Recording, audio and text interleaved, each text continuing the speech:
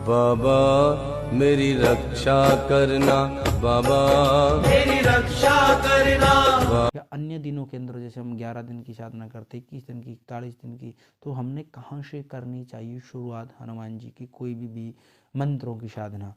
जय श्री राम, जय माता दी, बालाजी महाराज की जय। जो आज मैं एक विषय लेके आया हूँ, ये हनुमान जी के बहुत सारे बीज मंत्र आपको एक ही वीडियो में मिल जाएंगे। बहुत सारे जो मंत्र हमें डालने जा रहा हूँ, ये काफ़ी लोगों का सवाल था, काफ़ी बच्चों का सवाल था मेरे पास में, हनुमान जी की साधना करने चाहते हैं और अलग अलग बीज मंत्र मांग रहे थे। तो इस वीडियो के अंदर मैं काफ़ी बीज मंत्रों के बारे में जानकारी दूंगा।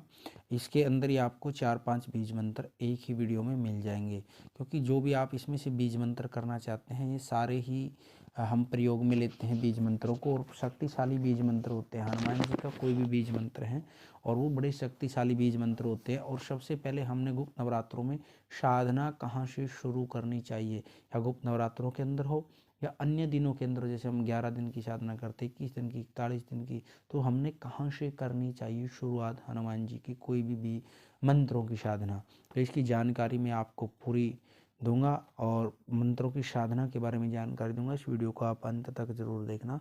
और हमारा बालाजी दरबार लगता है, दरबार से यंत्र मंत्र तंत्र पूजा पाठ ज्योतिष वास्तु और सारी जानकारी मिलती रहती है। और दरबार से आप ऑनलाइन पूछा भी ले सकते हैं यदि किसी, क्योंकि जब हमारा मंगलवार शनिवार को दरबार लगता है तो पहले दिन नंबर लगते हैं, तो ऑनलाइन पूछा दरबार से ले सकते हैं।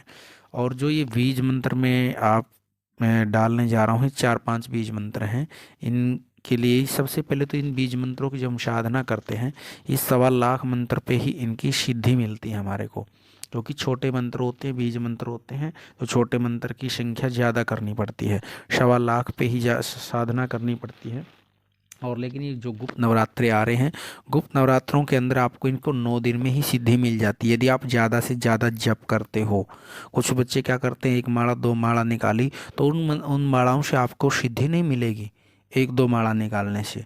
माला का भी, क्योंकि साधना के लिए भी हमारे कोई नियम होते हैं भाई, हमने कम से कम 11,000, 21,000, 31,000, 51,000, जो ज़्यादा से ज़्यादा हम जितना जप कर सकते हैं, तो तब जाके हमारे को सिद्धियाँ मिलती हैं या विशेष कृपा मिलती है, अन्यथा नहीं मिलती। कोई बच्चे कहते 2 माला 5 माला हमने निकालनी, क्योंकि छोटे मंत्र होते हैं। छोटे मंत्र के आप जितनी पावर बढ़ाओगे, सिद्धि उतनी ही जल्दी हमारे को मिल पाती इन चीज़ों की। और गुप्त नवरात्रों के अंदर आप इन मंत्रों की किसी की भी साधना कर सकते हैं। यदि आपके पास गुरु है तो भी इसकी सिद्धि कर सकते हैं, और यदि आपके पास गुरु नहीं है तो भी इन मंत्रों की सिद्धि कर सकते हैं। क्योंकि कई बार मेरे पास सवाल आता है, जी हमारे पास गुरु नहीं है, क्या हमने किसी मंत्रों की साधना करनी चाहिए?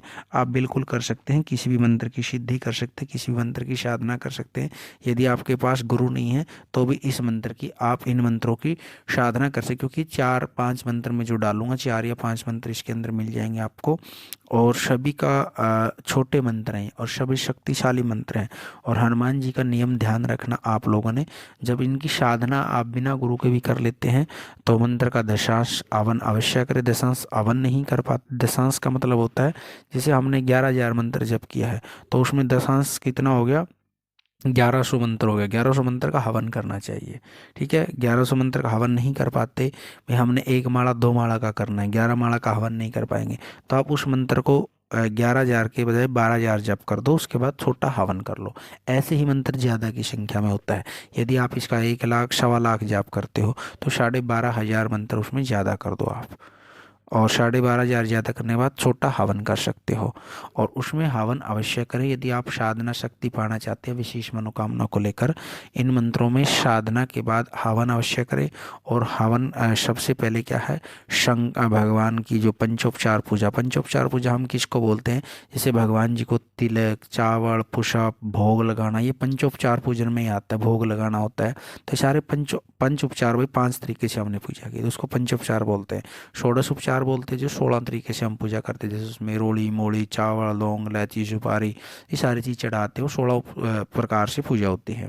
तो पंचोपचार कम से कम उसकी पूजा आप लोग अवश्य करें। उसके बाद में आपने संकल्प लेना है, बिना संकल्प के आप जप करोगे तो उसका आपको कोई भी फल नहीं मिलेगा। संकल्प पहले भी लेना होता है, आपने जल लेकर के अपना भगवान विष्णु का 3 बार स्मरण करना, ओम श्री विष्णवे नमः, ओम श्री विष्णवे नमः, ओम श्री विष्णवे नमः। विष्णवे नहीं बोल सकते तो ओम नारायणाय नमः, ओम नारायण ओम नारायण।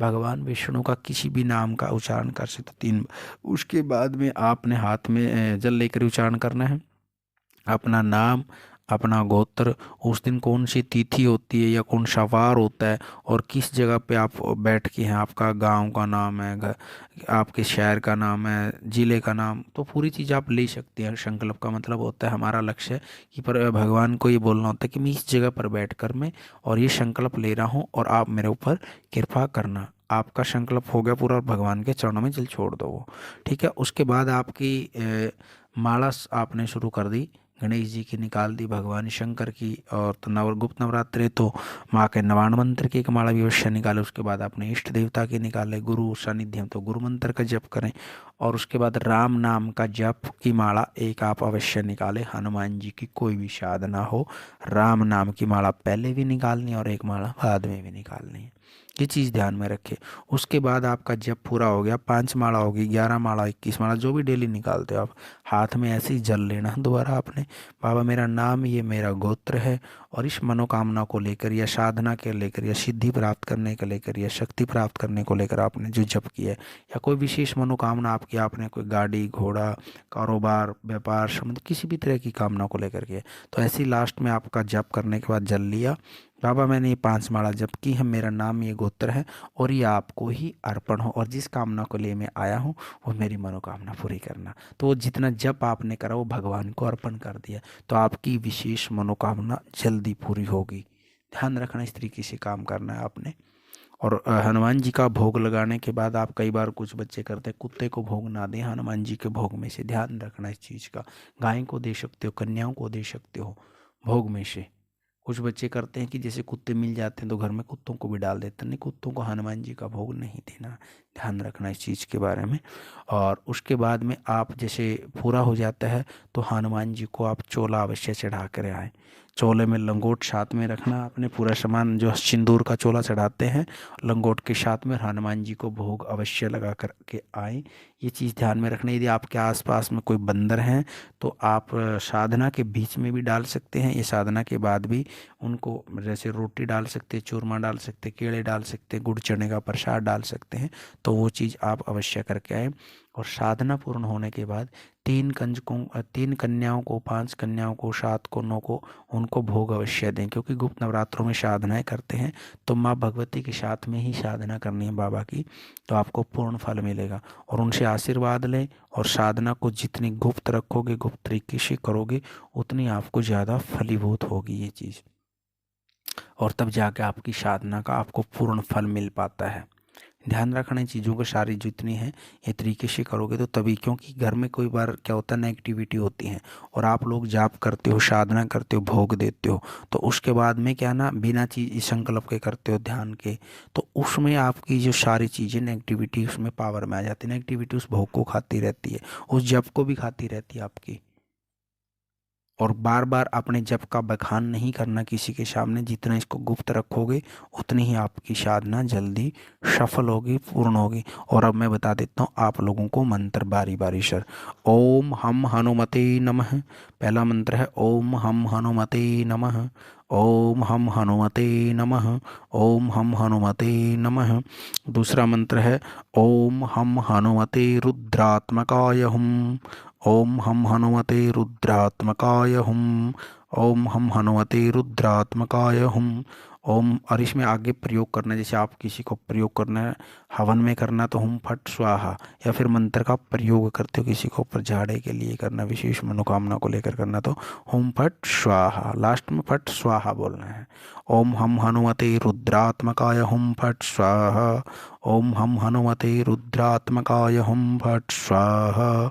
और तीसरा मंत्र है ओम नमो भगवते हनुमते नमः, ओम नमो भगवते हनुमते नमः, ओम नमो भगवते हनुमते नमः, ओम नमो भगवते हनुमते नमः, ओम नमो भगवते हनुमते नमः।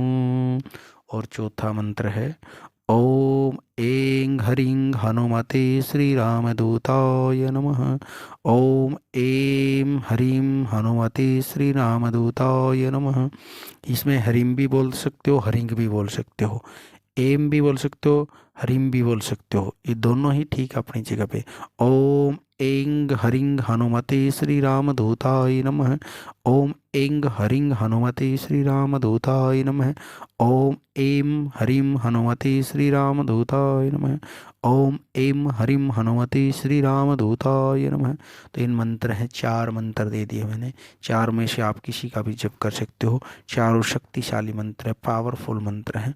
और अपने इष्ट देव की जानकार के सानिध्य में इन चीज़ों का जप करें। और वीडियो आपको अच्छी लगे तो वीडियो को लाइक करना, शेयर करना, कमेंट करना, और वीडियो में जय श्री राम अवश्य लिखना। बाबा